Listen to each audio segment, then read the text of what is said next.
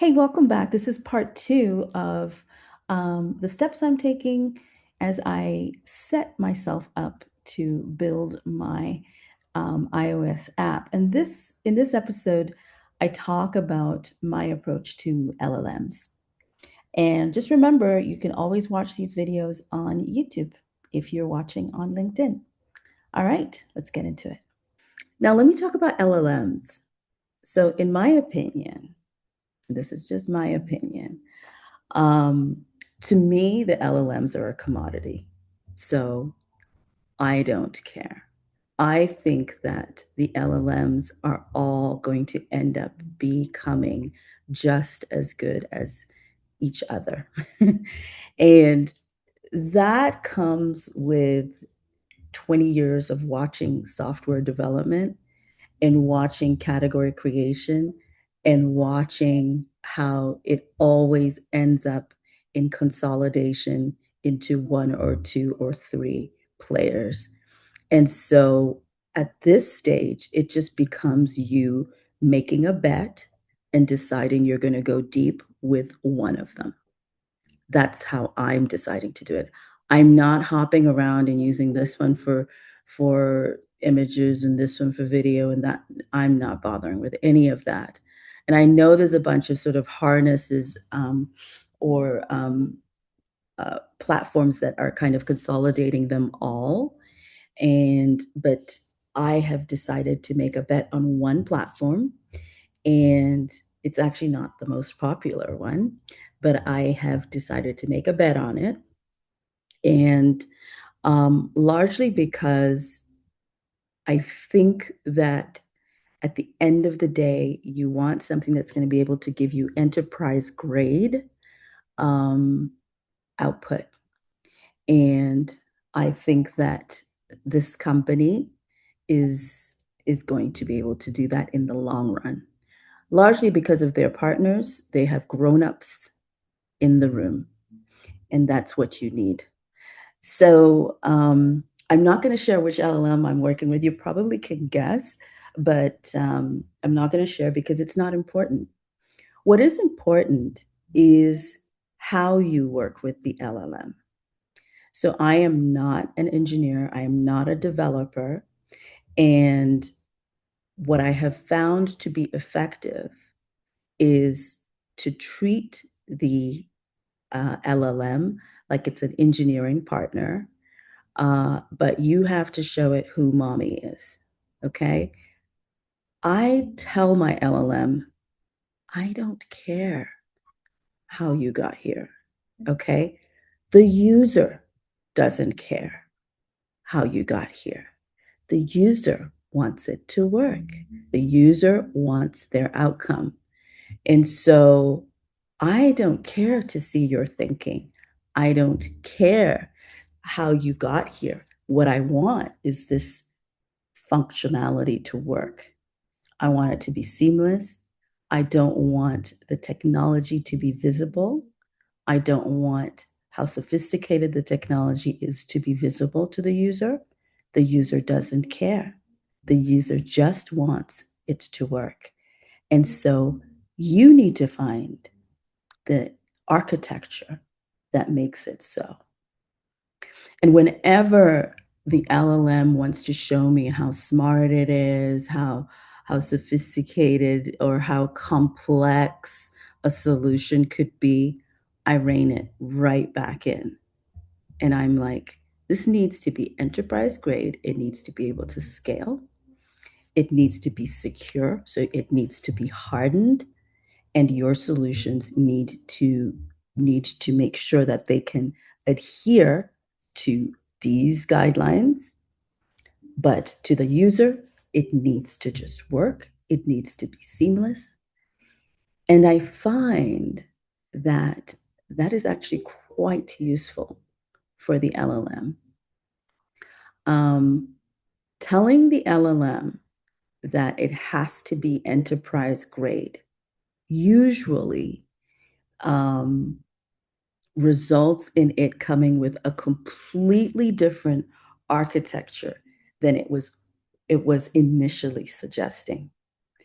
And it's really important that you know where in the spectrum of complexity, compliance, um, you want to sit. If you're developing for users, for consumers, if you're going to be storing personally identifiable information, if you're going to be marketing, for example, in Europe, and there's all kinds of like, there are levels to it, as you know. Most of you work in enterprise organizations, and when you're building for yourself, even as a solopreneur, don't it's my opinion that I don't think you should change your behavior just because now you're a solo entrepreneur. At the end of the day, you want to build something that can scale, is secure, respects privacy, adheres to the governmental compliance regulations, or has the flexibility to um, to to make sure that it's compliant to the great degree it needs to, depending on where you're marketing. So, so in terms of which LLM, I don't care.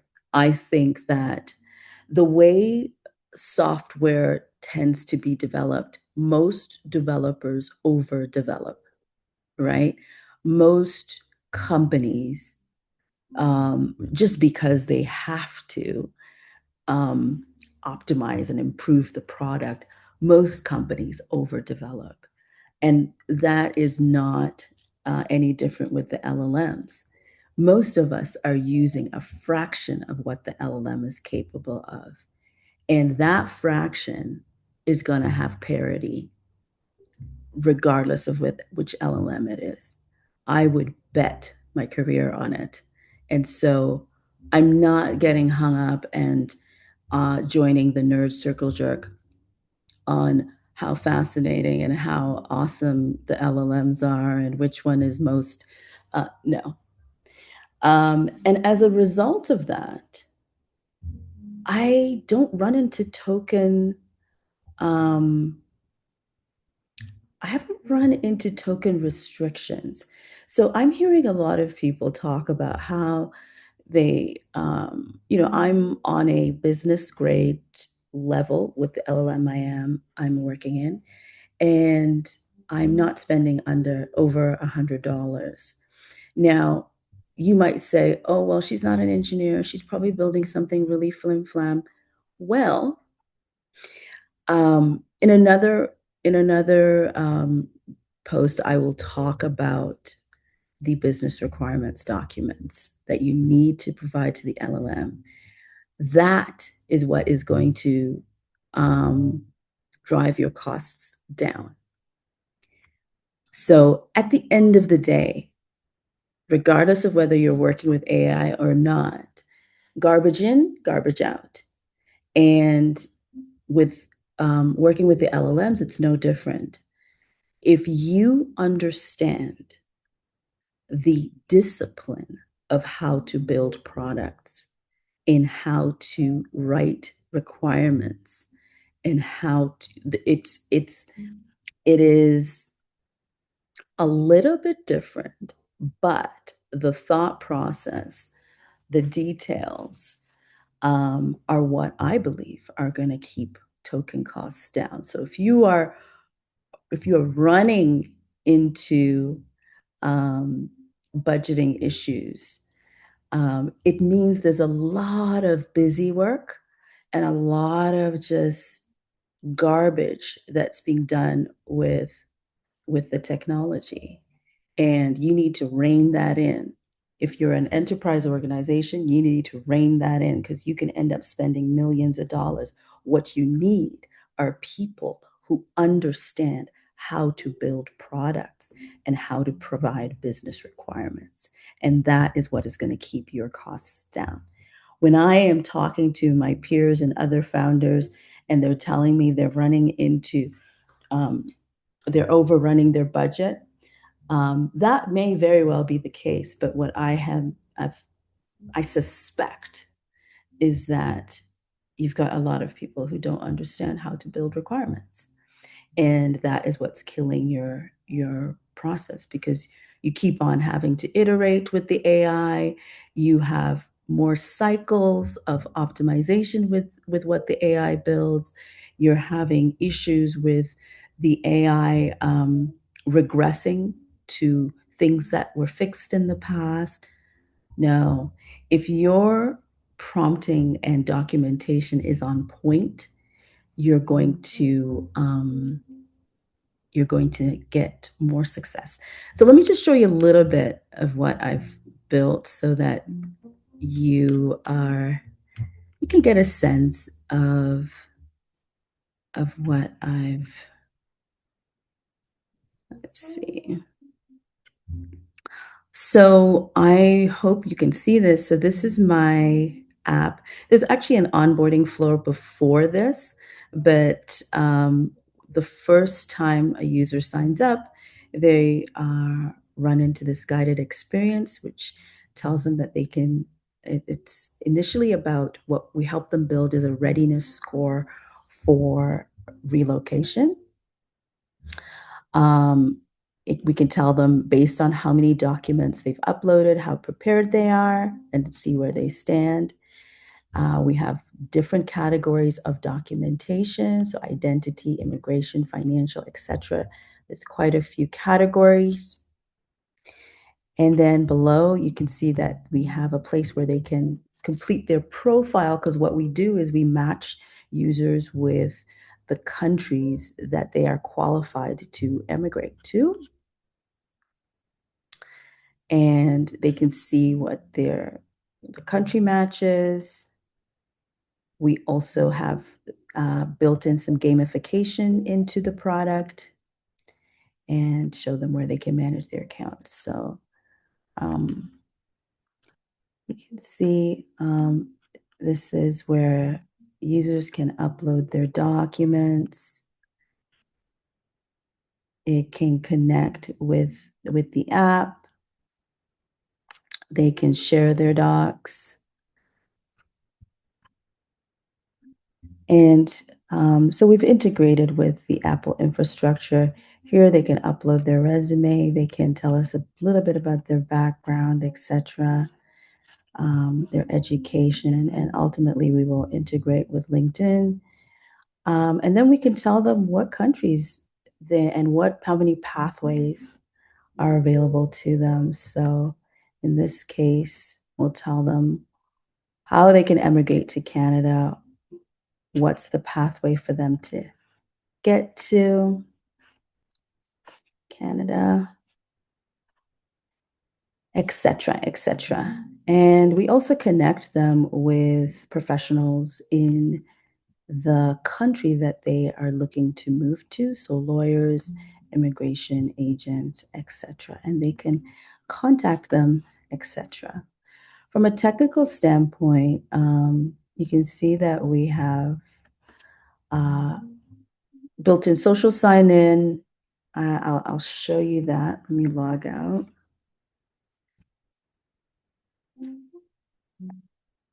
Can log out. So you can sign in with Apple, you can sign in with Google or email, etc. Um,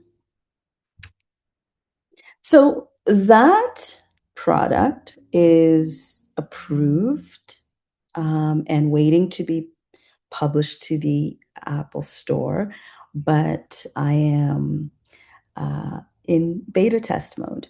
So I'm looking for beta testers. If you are on iOS and would like to test this app, if you are interested in maybe exploring migrating to other countries professionally and want to know what that process is like,